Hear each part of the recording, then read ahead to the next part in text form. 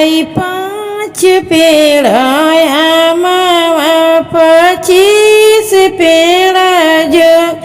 अरे माई 5 पेड़ाया मावा 25 पेड़ा जो।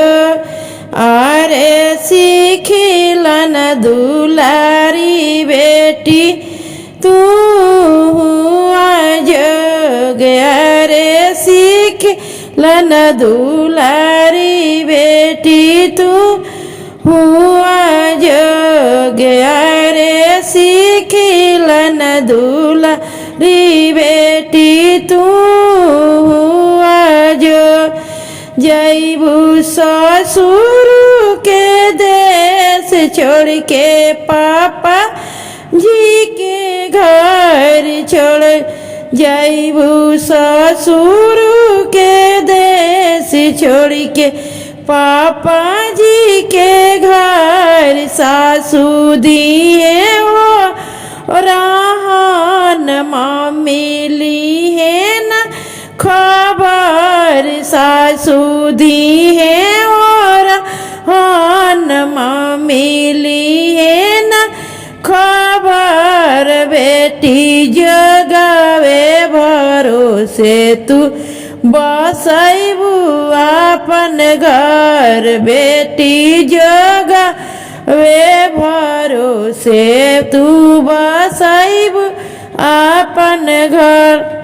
अरे माई 5 पेड़ाया मावा 25 पेड़ा जोग। अरे माई 5 पेड़ाया मावा 25 पेड़ा जोग। अरे सीखिलन दुलारी ननद तू हुआ जोग। अरे सीखिलन दुलारी ननद तू हुआ जोग।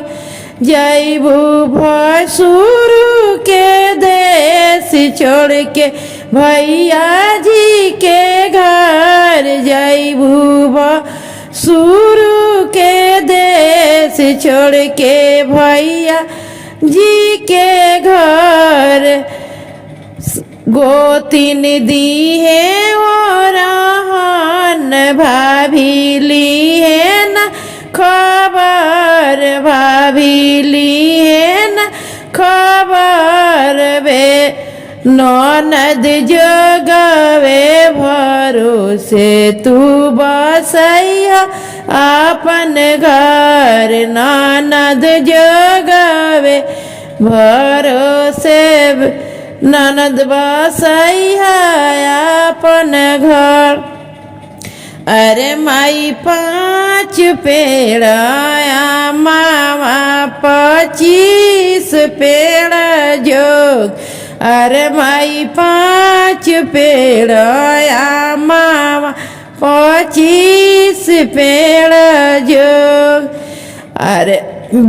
अरे बेटी सीखिला दुलारी बेटी तू जोग। अरे सीखिलन दुलारी बेटी तू हुआ जोग। जैबू देवरू के देश छोड़ के चाचा जी के घर। जैबू देवरू के देश छोड़ के चाचा जी के घर। ननद दी है और रहन चाची ली है न खबर। बेटी जगावे भरोसे तू बसैया अपन घर। बेटी जगावे भरोसे तू बसैया अपन घर।